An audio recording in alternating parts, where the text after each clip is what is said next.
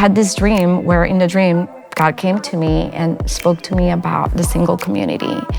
And he said, I want the single community to feel seen. This is for people to be seen and find family and community. And I guess an outcome of that might be that they find like a long-term relationship, but it also might be friendship. A win for me is when someone is like, I have value regardless of my status, regardless if I'm single, regardless if I'm married.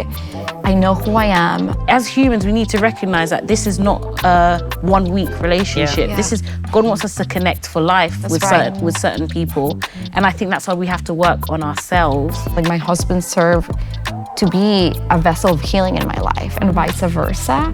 And I just really desire for people to be able to experience the same thing. Welcome to the Magnify Conversations. My name's Ruth and I'm the founder and CEO of Magnify. And my name's Rachel and I'm one of the hosts of this show. Magnify is a global community and content platform focused on equipping women like you to grow in and impact your sphere of influence. We truly want to see you thrive in all areas of life and want to display what faith can look like at the center of that too. We started the conversations because we wanted to have real discussions about the things that matter. Money, relationships, and work, all through the lens of faith and our relationship with God. Ultimately, we know as multifaceted women, things are rarely one size fits all. So we speak with many different women who are from our community and hear their stories. We hope you enjoyed this episode of the Magnify Conversations. In this episode, we're thrilled to have Ale back with us for the Magnify Conversations to get the best dating tips from her matchmaking experience. Ale is a life and relationships coach, entrepreneur, and founder of The Net, a boutique matchmaking business based in New York City. We loved getting Ale's unique perspective on the highs and lows of dating, and we know you are going to enjoy this one. So let's get into this conversation. Well, I'm so excited. I know Rachel is too. Can't wait. For this conversation. It's like the conversation of the year for me because I love what you do, Ale. I think dating and matchmaking is something people don't really understand and don't know much about, especially from a Christian point of view. So, you know, I can't wait to get in this conversation. But before we do, we have some icebreakers. Let's go. To break you in. So, what is your go-to icebreaker question for setting up new clients on their first date? Great question. Okay. If you could live anywhere in the world, where will you live and why? Why'd you ask that question? Because people love to travel. Yeah. And you can hear a lot about people's hearts and personalities by their preferences in where they would like to go and why. And also you can learn a lot about their values. Yeah. Through that simple question. That's good. Also, if they say somewhere that you think you would never move. No, exactly. I'm like, you know, maybe this is going to go there. So if they say for this. London, you're like, no. Okay, so if you could create the perfect NYC date, because you're a New Yorker, what would it look like? Fun. I love this question. So I would first ask, where do you live? Okay. Pack a little fun picnic. Yeah. Maybe grab a glass of Prosecco. Yes. Go to the Met, walk around it, discover art.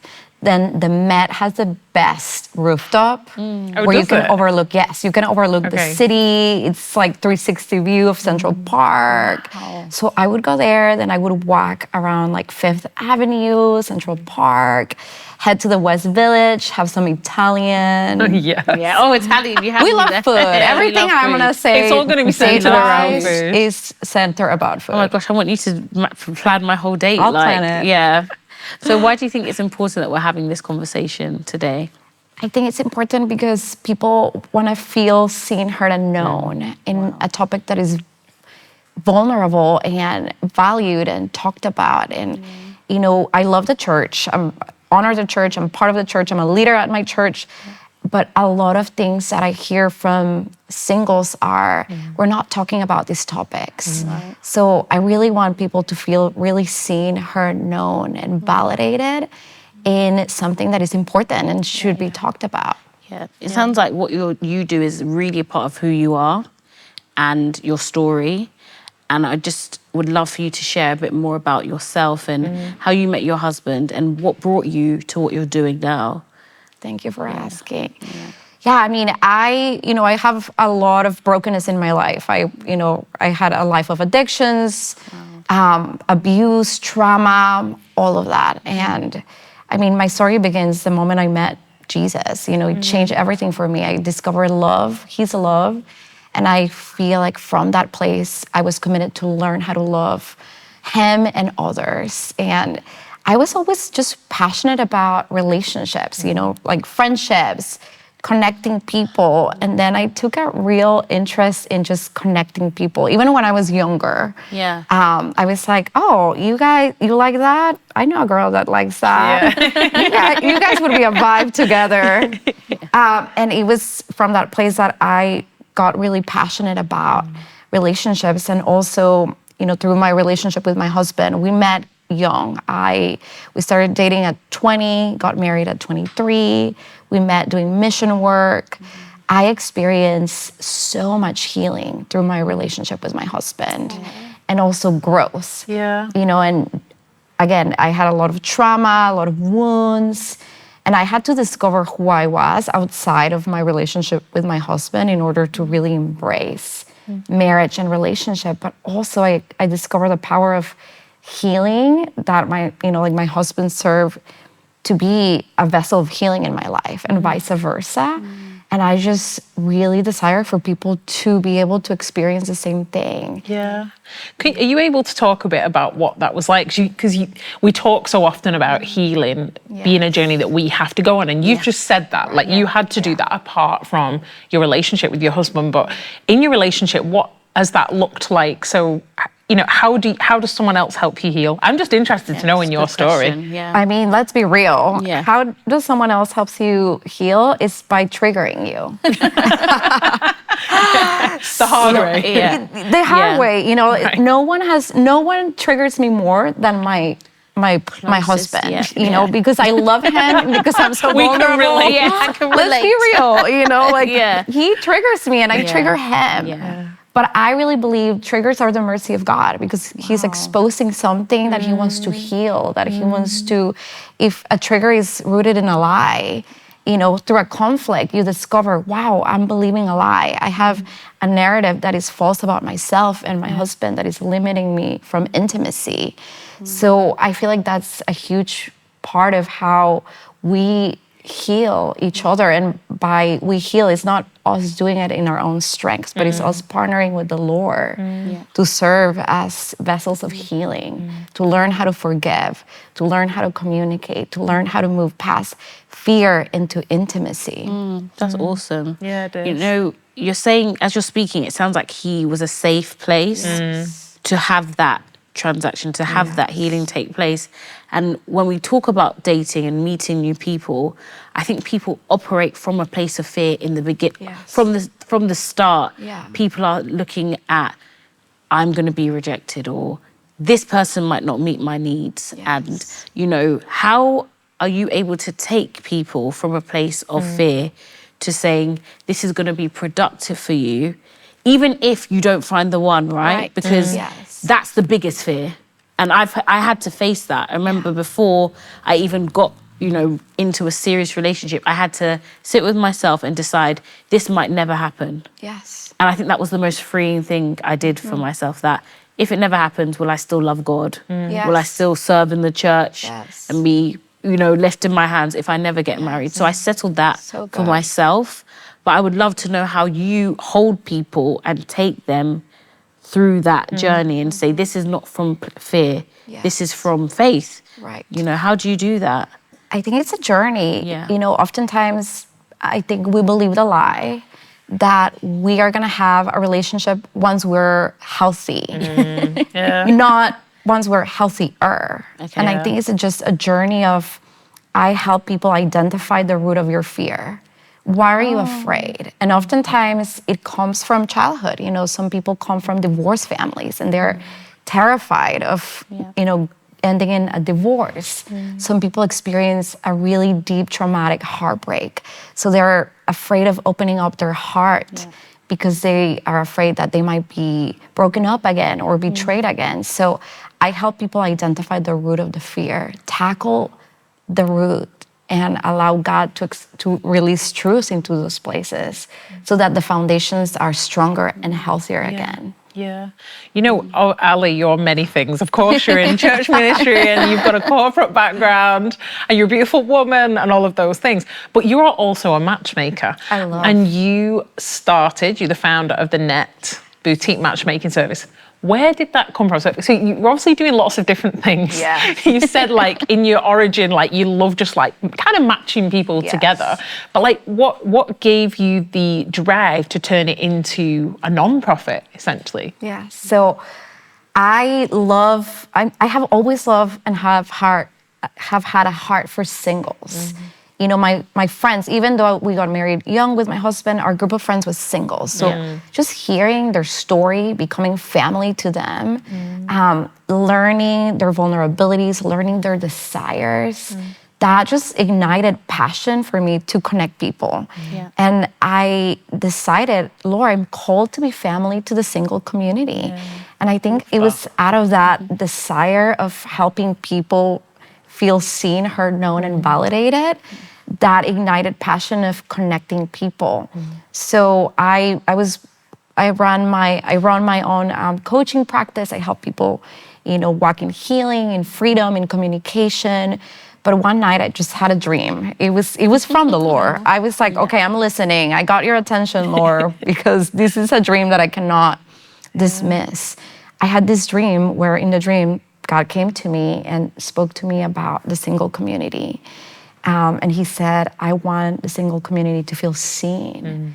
And you're gonna help them not only get healthy, but you're gonna help them find meaningful relationships. That's awesome. So I want you to start a ministry for singles where they will learn how to heal, they will be equipped, and they will have a place to connect. And you're gonna call it the Net. And the next morning, I was like so stressed. I was like, I need to find a journal to write all this download up because there's a lot here. And I prayed about it and I discerned and invited a few people just to say, hey, is this crazy? Should I really do this? And every person is like, I am surprised that you did not come up with this idea before. You're meant to do this. You should totally do it. You know, as you're speaking, what I love so much is you have not said marriage. Because everyone thinks that's the goal. Right. You said connection to help people feel seen. Yes. And, you know, how did we lose that in this dating process? Why is it that people often don't feel seen, they feel like objectified, or they feel they're a tick list for somebody or not quite what somebody needs? How did we lose that desire just to see people and to connect with people? I think that's why people fear dating so much. I loved dating, right? I say loved, past tense, but I mean, I can't go on dates now, but I wish I could. Right. Because I loved meeting people. I same. literally loved being in like a bar and not knowing what was going to come out of somebody's mouth or like what hairstyle they were going to come with or what childhood story. I loved meeting people so much. I was a serial dater, like literally, because the stories. I have so many stories I could tell you. I want to hear them all. We're going to get I'll give one story, nitty-gritty. which was like, one day I went on, this guy was like, I shut down this whole restaurant for you. That was a lie. And he was like a serial liar, but I was just blown away about how far the lie would go. And so I was just like, it was an experiment. Hilarious. Tell me more. Yeah. And he was like, yeah, the manager knows me. The manager clearly had no idea who the guy was. And I was just thinking, what is it that makes you lie? Like what is it with this guy? But I just was fascinated by this person. And again, like what in you actually wants people to think you're something that you're not, you know? And I think that's the root of it, at least giving somebody the space to be heard and listened to. That's why I think a date is really just learning people. Yes. And we've lost that. I don't know what you guys think, but why is that it's just to hit the goal, marriage, that's it? Girl, I have opinions. Yeah. Do tell. I think social media, again, I'm not here to demonize social media. It is a tool. Right. You know, it's a great tool, but also I feel like When I started dating my husband, we had Facebook. I mean, it was a different time. It was a With different 3 time. statuses, it's complicated. No, exactly. That's it. You know, it's outdated, but I never thought I need to like stalk him on Facebook. Okay. You know, Yeah. to get an idea, a preconceived idea or notion about him. We met very organically, and I didn't have social media to create or a picture or an idea or an assumption That's important. of someone that he wasn't. And I feel like I see this a lot. You know, a lot of the times I'm like, hey, I want to set you up with this person. And the first question I get is, what's her Instagram? What's his Instagram? I'm like, I'm not going to provide that. Yeah. Because you're going to form an idea that will close you up Right. to meeting a wonderful person. Yeah. How do you define success then in terms of the net? Because I just kind of got the impression that you were saying this is for people to be seen and find family and community. And I guess an outcome of that might be that they find like a long-term relationship, but it also might be friendship, right? Exactly. So how do you define success in terms of that community? Like, what's a win for you? A win for me is when people are healthy or become healthier. Yeah. A win for me is when someone is like, I have value regardless of my status, regardless if I'm single, regardless if I'm married. I know who I am. I know that I'm loved. I know that I'm worthy. I'm beautiful. I'm confident. That is success. When the foundation, the internal foundation is healed, is restored, and is aligned in truth. Out of that place, you can build anything, I believe. You can build healthy marriages, healthy dating relationships, healthy friendships. Yeah. That's so awesome, because I think the desire to get more views or be seen on social media is because we feel like we're not known. Yes. And when you develop intimacy with Christ, it's like the person that sees everything knows you. So I am known because he can see me. Yes. And I think a lot of this process must be you taking people back to their relationship with Christ. That's right. And telling them and encouraging them that he knows them and he knows their desires first, and he can meet those desires first. Because I think a lot of us are looking for people to meet those desires.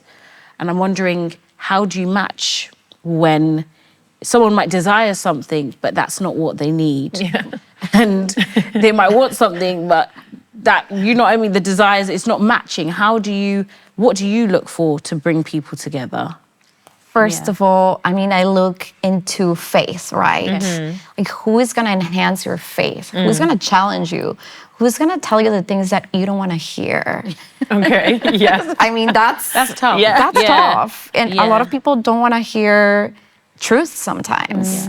But you know that real love, real relationships are based in honesty and love. Like, I challenge my husband, and boy, he challenges me. I mean, he tells me what I don't want to hear oftentimes. But because of that, I'm a better person.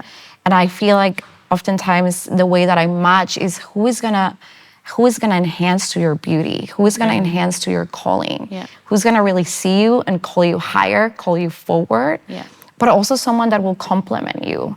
Maybe that means someone that is completely different to you in personality-wise, where it's almost like mysterious and a good challenge of you're never gonna figure it out, this person, but you're gonna experience different layers about who this person is that are gonna create like wonder and love for this person.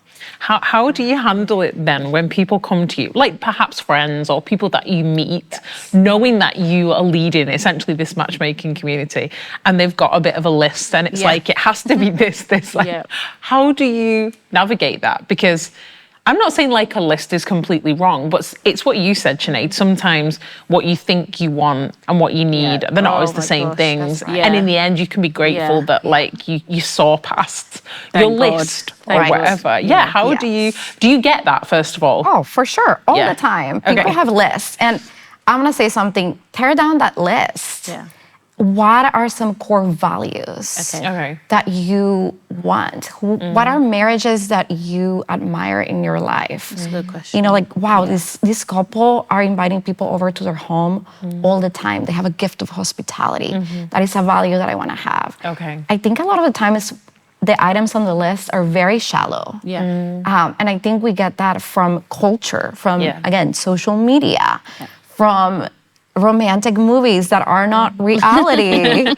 So I would challenge my heart and say, what is the intention of this list? A lot of the things here are not realistic. So I challenge my clients. I tell them, I think that this is not realistic, if I can be honest. Let's go deeper into what really matters. Yes. So rather than just the surface things or the things that you see that potentially could change or fade, or you're looking more to like, what are the core values? And then potentially, how could they align with someone else? Yes. I'm thinking about also, though, the truth of like the actual climate of dating. And that even if, I'm watching this, say, as a single woman in her mid-30s or early 40s, and I've done my work, as they say. I've worked on myself. I'm ready to meet someone. And a lot of people say, this is not my confession, but there's no one out there. They'll say, you know, they've got kids, or it's in the bin, like it's in the bin. I really disagree with even that confession. I've always said that if you confess something, that's what it is. So I remember I called my husband out of the ground, because I'm not gonna say there's no man. I was like, there is a great man. I called him, like the dust formed and he came forth, because I called that man out of the ground. I really did. I always used to, I told his parents, you guys didn't live here before I got here. God like made this house, made your whole family line in like a year. Because I called that thing out. But hey, people might say my experience is unique. What do you say to people just to encourage them that at 35, you're gonna connect with someone, or at 40, it could just be a good time to start with people, rather than I'm 40, I don't have time for this anymore. How do you encourage someone that is like, I've heard it all? How do you do that? Because I don't know. Because we don't have the answers. I'm running out of options, you know? Let's be real. I think keep hope alive. I know that this sounds basic, but hope is a reality. You were prophesying your husband, you were declaring your husband into existing because you had hope, right? You had faith. And I know it's tough sometimes to keep that hope alive. So I want to say there is permission to grieve the not yet. You might not yet have found your person. You're allowed to grieve the disappointment. You're allowed to grieve the moments where you feel lonely. You're allowed to be vulnerable and process it in a healthy way. But I think the hope element is really, really important. I feel like it's tricky when, you know, the stats are saying there are more women than men in the church. That is true. But there are good men out there. There are good men out there. And there are good women out there. I mean, if we talk about even limitations, so people say there's no men in the church, but some people already have limited their circle based on, I want this cultural preference. I want his hair to go this way. I want his eyebrows to go that way. It's true. And I already start to, I'm so visual, so I already start to see like, you know, a sea of people and someone just shutting down groups after groups after groups. And they say things, we say things like, I don't say they, we say, oh, but God knows my type. I'm just not attracted to that person. How do you spin that? How do you work on people like that? I challenge them to be open. I think both men and women can be so picky. So picky. So picky. And women say, no, men are picky. No. Both. Women are also picky. And I see this, you know, sometimes I do mixers and the model guy walks in and every woman is like, I want him. And you're dismissing the really good guy. That might not be a model, but he's a good guy. Like he's generous, he's kind, he has integrity. So that person gets overlooked because, you know, the most handsome man walked into the room. I could cry right now because I say this all the time. And I feel like, is it me? But I'm hearing it from a professional because I have parties just for my single friends to mix. You're amazing. I do it just for you. I cook everything. And then the guys that you want them to notice, they don't. And everyone goes for the same person physically.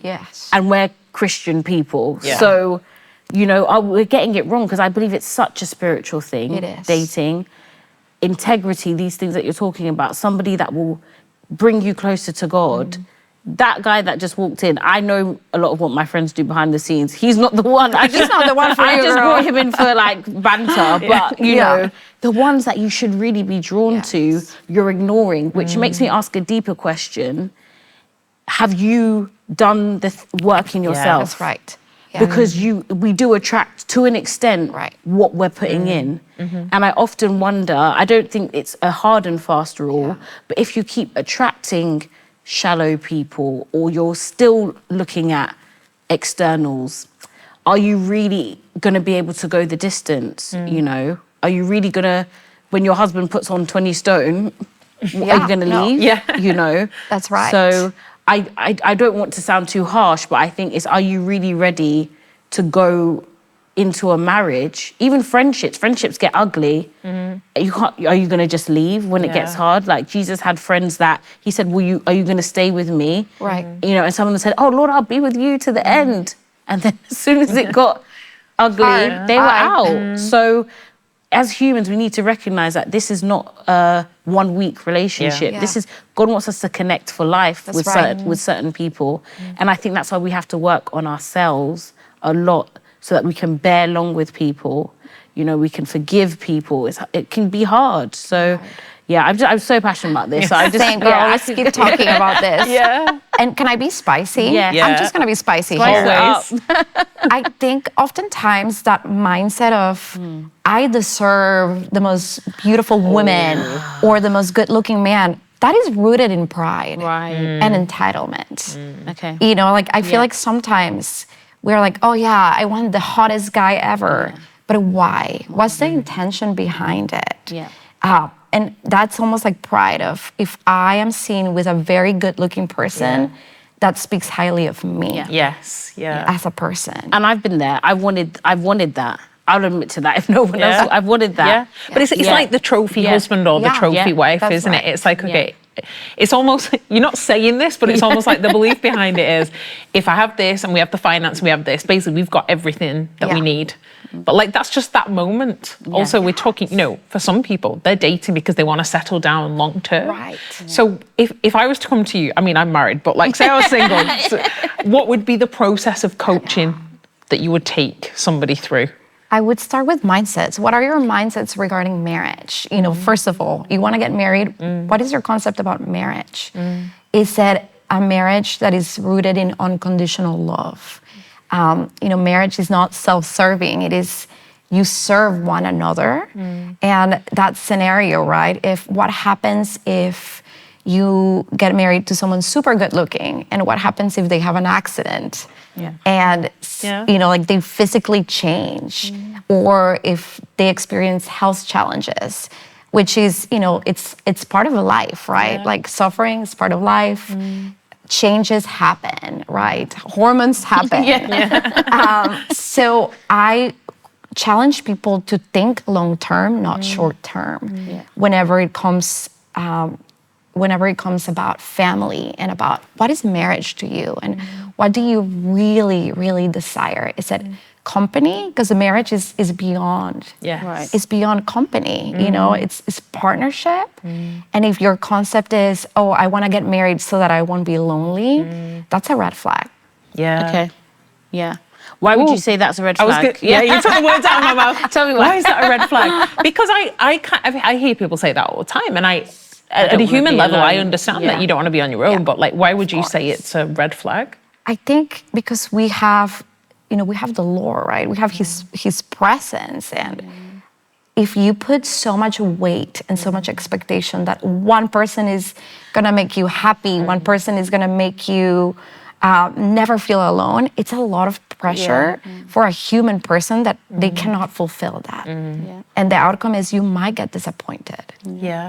I think it took me a while in my sort of university and like 20s to realize, though, that one person can't be all the things. It took me a long time to understand that, because then I don't give grace. I wasn't giving grace to people. Like, you're my best friend, so you should make me laugh, cry, this, and I'd be like, oh, you're boring. I need another best friend. So I had a new best friend like every year because You're spicy. Sufficient for you. Because it's not sufficient. And but I was putting too much on one person.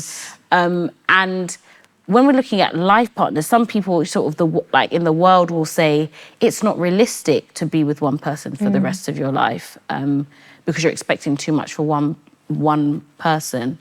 How do you challenge some of the worldly views as well, that marriage is a dying institution or, you know, friends come and go, like it's fleeting. Yes. I mean, people have all sorts of new friends on Instagram, friends in real life.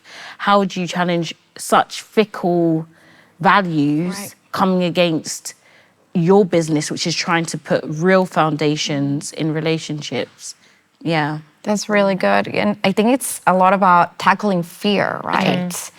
And learning, you know, challenging people to be unconditional lovers and people that know how to love really well in every situation. As well as I look at partnerships and marriages that are beautiful. You know, I will say my own experience. I've been married for 13 years. It is not perfect. It's messy at times. And you have to fight for a connection, but the outcome is there's so much beauty. There's so much healing that takes place out of my marriage and my partnership with my husband. So and same with my community. You know, I have friends who have beautiful marriages who are both releasing beauty, healing, hope to the world. Yeah. So I challenge people to think that way. Like, don't give up on hope. There are beautiful partnerships around us, and you know, people can have the same thing. I don't believe I believe that when people say marriage is dying, it's not true. Thank you so much for joining us to get stuck into another episode of the Magnify Conversations. My name's Rachel. And my name's Sinead, and we'll be your hosts today as we're joined by standout women who guide us through their stories and areas of expertise from relationships, work, finances, and more, all from a perspective that glorifies God. We know so many of you already watch these conversations, so if you haven't subscribed to our channel yet, hit the button below now. It lets us know that we're creating the type of content that you want to see and helps us to reach more women internationally. We know you're going to gain so much wisdom to help you level up, so let's get started. I read this book called Boundaries in Dating. Love. Such a good book. And I think the first line he says, if you desire to date or you're desperate to date, you shouldn't date. Right. Yes. And it's like, should I close the book now? Because finish. This is what I want. Thank you. But have you ever had sort of a client where they come to you and you're like, you're not ready? Yeah. Or, like, do you feel bold enough to say that? Oh, yeah. 100%. Yeah. 100%. We need more people like you, Ale. And you know, a lot of my work is, I'm not gonna match you just to match you. Yeah. You have to journey. Yeah. I wanna know your character. And I'm not looking for perfection. But I feel like we all have a journey, right? We all have things to work on. We all have mindsets that might not be healthy mindsets that need to be adjusted.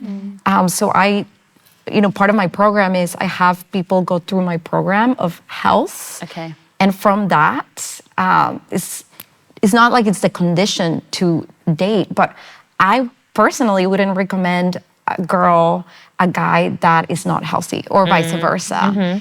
So when I journey with my clients in my program, when I see them doing the hard work, their teachability, their humility to forgive, to let go of mindsets, that to me is like, wow, this person is dateable. I'm gonna find them someone. Yeah.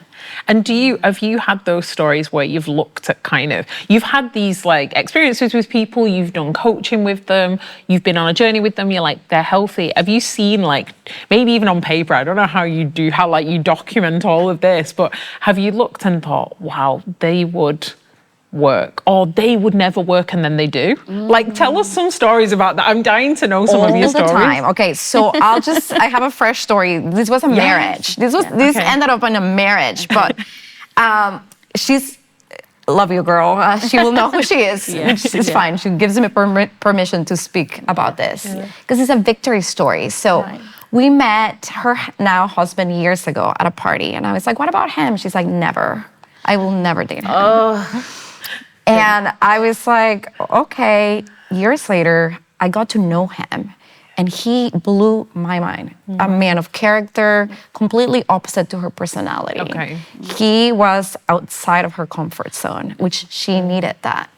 And I tried again. I said, girl, I'm gonna tell you something. I want you to be open to my suggestion. And you're not gonna like it. And it's okay if you don't like it. I'm still gonna push you to be open to date this person.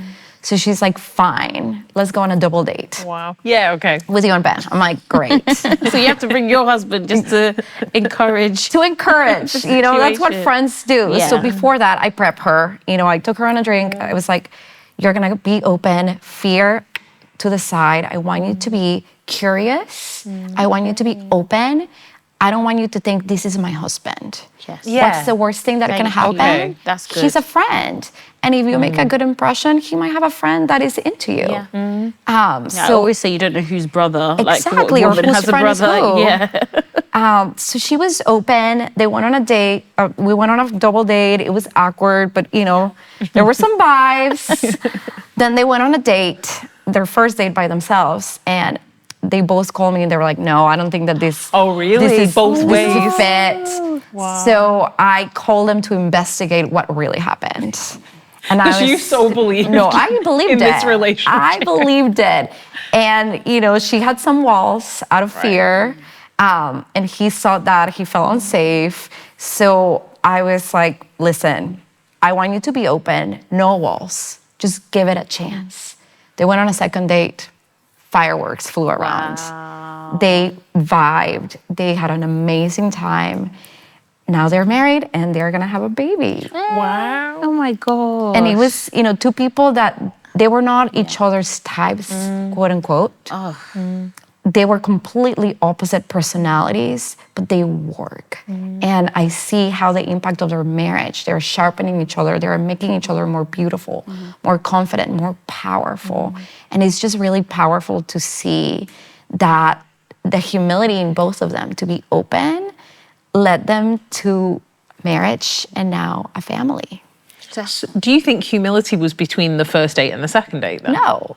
So what was the change from being like, oh yeah, Ali, like, no, he's not for me, she's not for me, to fireworks in the next date? I think that they took risks. I think that they were bold in the moment. Yeah. I think that outside of their comfort zone, they put that aside and they took a risk on one Okay. another. I'm just thinking about the words types and comfort zones because that's the one place with love, with someone you're going to marry, that you want to feel comfortable or you want to stick to a type cast. And I want to know how important is types, because my dad always used to say this thing that if you see someone, you don't like their eye, you don't like the way they breathe, you don't like the way they laugh, don't marry them. Don't marry them. It's hilarious. But he was trying to say that you have to live with that for most people hope to live with that for the rest of their lives. But how important actually is types? Because maybe I come from a certain background and I think I'll be understood better by someone from that background. I don't believe this, by the way, but But that is a lot of I hear people's this held all belief. the time. To relate to some people, even as a Christian, I'll say that's my non-negotiable. Right. That if you can't call on the Lord and get on your knees and tithe. If you don't tithe, I don't want to know I don't want to know your name. Like, sorry. Bye. Bye-bye. If you can't give back to God, I don't know you. But You thought you were spicy, Ali. I love, be spicy. so how important is what principles do you tell your clients, hold on to that? What principles are you challenging? And what principles are you just saying, throw that in the bin completely? Great question. Yeah. I think types are not the foundation of a relationship. Okay. I think they're core values, right? Like, I think you should be looking for someone that shares the same faith as you. Okay. You should be looking for someone that has integrity. Yeah. You should be looking for someone that has good character. And you should be looking for someone that is compatible. Like, do you laugh with this person? Do you feel safe with this person? That's a good question. Attraction matters. Yeah. Yes. Is it everything? No. Yeah. And I also really believe that personality is attractive. You know, like that influences attraction. I think so much when we think about attraction that we limit it to like how somebody looks or how we feel about how they look or whether we're sexually attracted to them. But I guess what you're saying, Ale, is that attraction is it's not only those things, like it's way wider. So what are the other sorts of attraction that you've seen work as well? When people have kind of looked past maybe their list, or they're not this height, or they're not this skin color, or like their hair isn't in the way that Sinead said flows this certain flows that way. I mean, I think attraction is not only limited to, you know, physicality, right? Or, you know, like sex appeal. I think attraction it can be intellectual attraction, it can be emotional, personality attraction. I think just to have a very simple example, volunteering with someone, right? Serving with someone at church can really open up your eyes to becoming attracted to that person because you see a side of them. You're seeing who they truly are. You're seeing how they serve others. You're seeing how teachable they are. You're seeing that they are kind people. And I find that can grow, that can open up your attraction to someone and give you eyes to really see someone for who they truly are outside of how they look. That's so powerful because it's a real experience that you're having with someone. Like we're doing life together. And I think social media often takes away a real life experience of a person and you forget that you haven't seen them in that light. You haven't seen how they love to serve God. You just seen an image.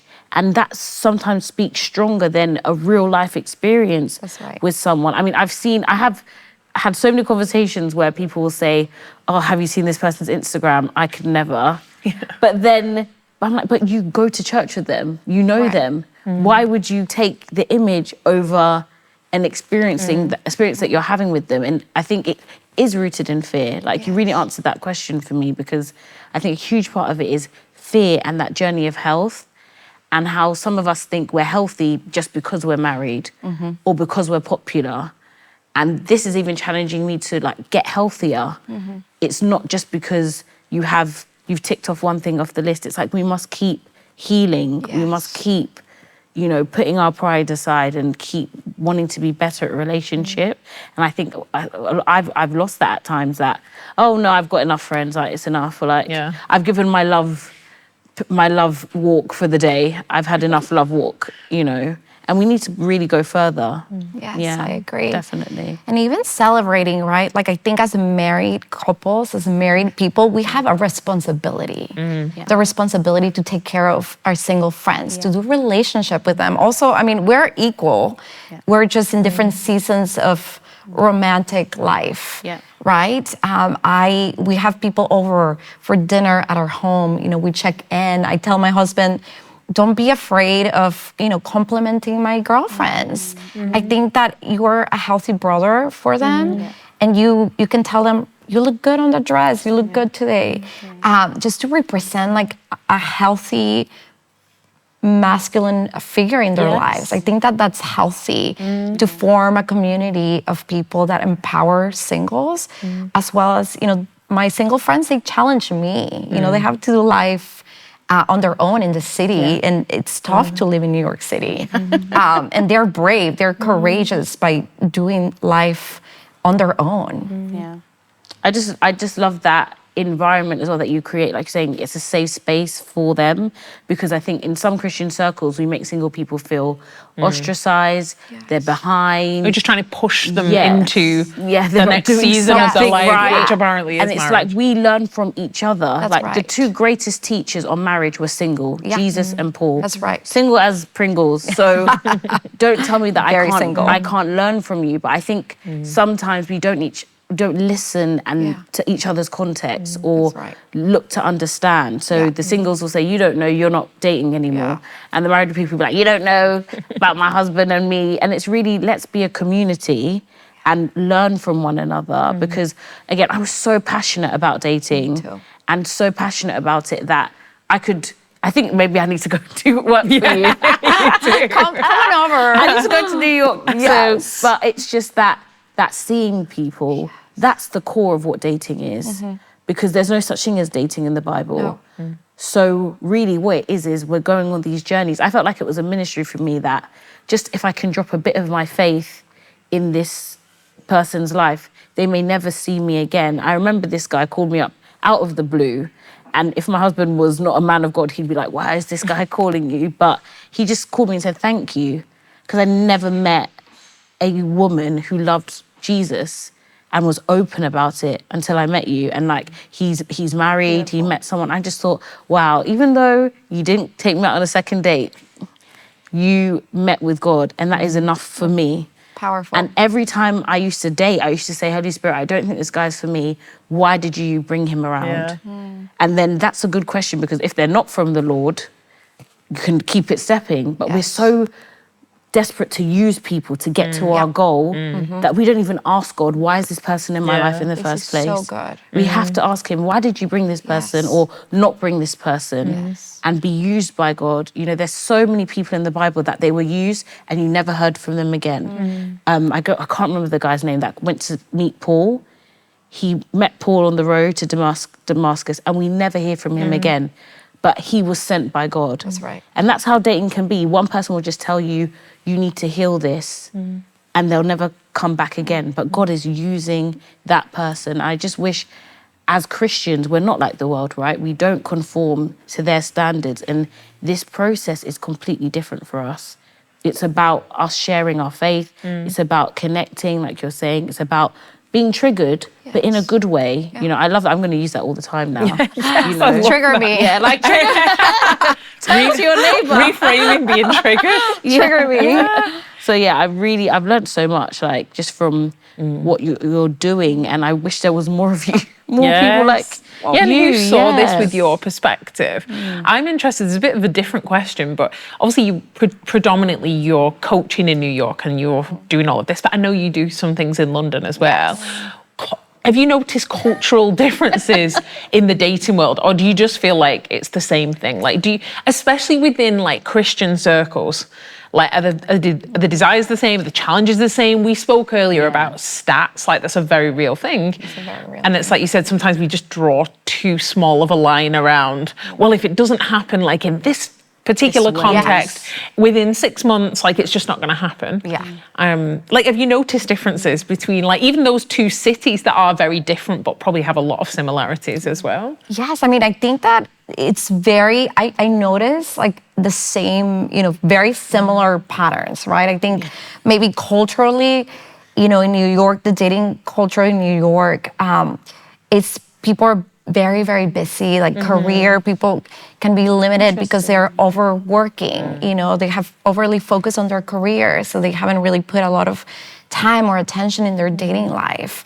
But I think that in global cities, the problem is the same, you know, like there are, like the stats of more women at the church than men are very, very real. I was recently in Australia and I noticed something very interesting, that in the city that I was, in the church that I was, every man was married, and they were all very, very young, which I found that very like fascinating. Like I was like, wow, this is a different culture than the culture of New York or even London when it comes to the dating scene.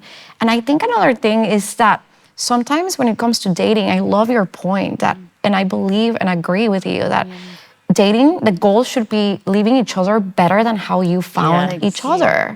You know, like how can I serve this person so that they become better by the time that I'm not here, if this doesn't end up lasting. And I think the stakes when it comes to dating are really, really high. Like you're sitting there for coffee and you're planning your wedding. You're planning the name of your future children. Like I think we gotta hone that back. Is that one thing that you try and help people with? Because like, what's the average age of your clients and the people that you work with? 30s, mid-30s, 40s. Okay, so they must be thinking, especially if they've dedicated a lot of their life to the career, like, okay, maybe now I should start to date a bit more seriously, or maybe I want to settle down. So you must have to help them not to like go into that first date like, are they marriage material? Are they, you know, like is he the one? Is he the one?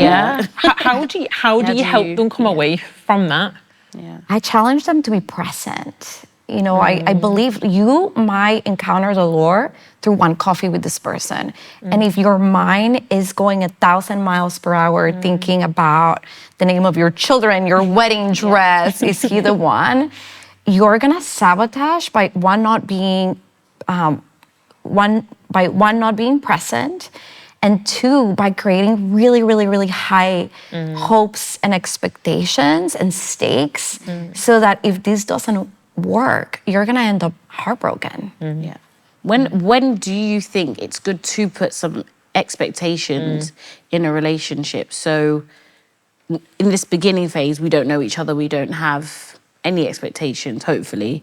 But when people are dating or courting, whatever the term they want to use, they got them all these days. When is it good to start to say, okay, I want to put some things in place. Are we going in the same direction? When would you encourage those sort of questions? So I'll be spicy again. Yeah. I encourage my clients to go on at least 3 dates. Okay. I think it's unfair to dismiss someone the first date. Yeah. First date, you're very, very nervous. It's awkward. You're not super comfortable. Second date, you might feel different. You might feel more familiar with the person. So, Oh, you again. yeah, you again. Hi, you're safe. It was not as scary as I thought. Yeah. And I'm here, you're here. Great. Let's have a second date. And third date, you probably have a better clarity if you want to move forward or not. So I think developing intimacy, right? Developing safety and having really good communication will help you form healthy expectations. Yeah. Good. So I will say start with 3, then let those 3 become 6. And then once you go on 6 dates, you can probably start determining, I really like this person. Should we make this official? Are we exclusive? I will like communication. Let's talk about, should I call you once a week? Yeah. Should I call you 2 times a week? Preferences. It's funny because Rachel was talking about London and New York, right? Both fast-paced environments. Nobody has time. I'm running out of time. And I'm sure you hear it a lot that my clock is ticking. You know, I want to have children. I want to see the world. I don't want to do this, you know, at certain ages. And how do you calm that fear of time for people who have sometimes a very real situation? You know, I can hear your relationship with God brings so much peace for you, and I'm sure that goes towards your clients as well. But what if they can't receive that, that they have to be patient or they have to slow down? How do you help them? I think I challenge them, right? Like God's timing is very different than our timing, right? Yeah. And I think God doesn't guarantee outcomes or results. You know, like He promises His presence, right? We have access to His presence. And I do challenge people, grieve the disappointment of the not yet again, right? Like you might be disappointed about your timelines, but also how are you managing your life? How much time are you spending going out to a birthday party? How much time are you spending putting yourself out there to meet people? Because I think I hear a lot of people saying, I don't have time, my time is running out.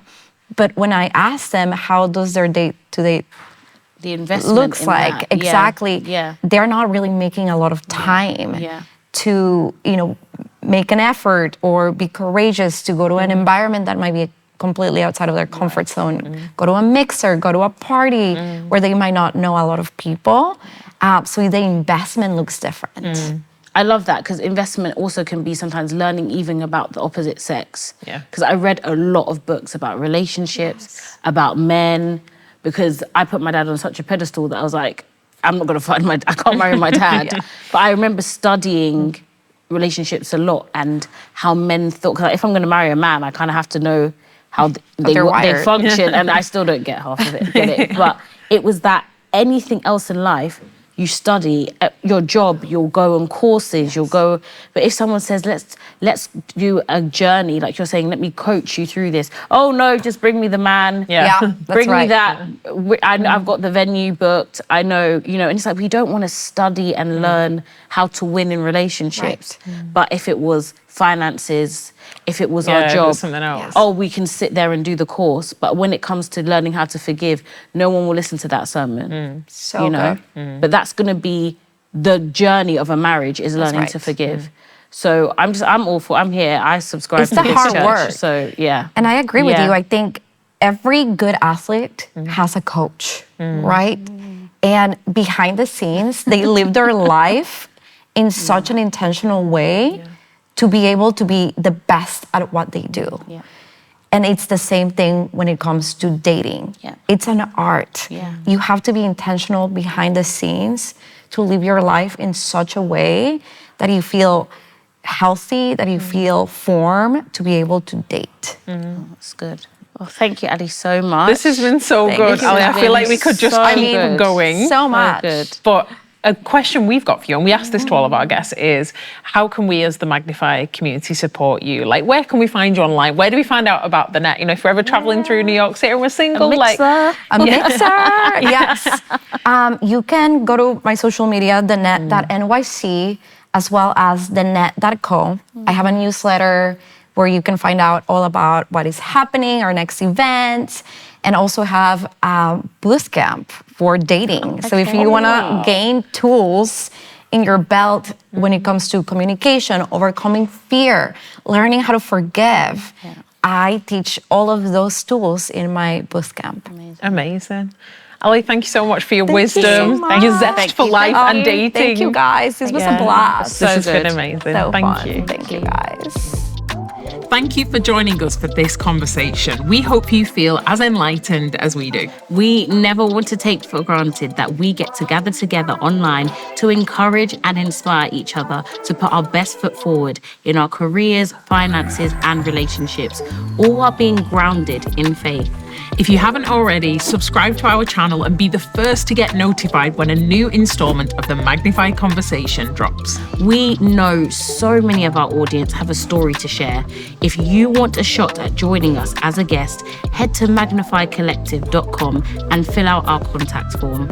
And if you're a brand who would like to sponsor our upcoming seasons, whether that's in the UK or internationally, get in touch with us at info@magnifycollective.com to connect. We'll see you soon for another exciting episode. From all of our Magnify team and crew, have a wonderful week.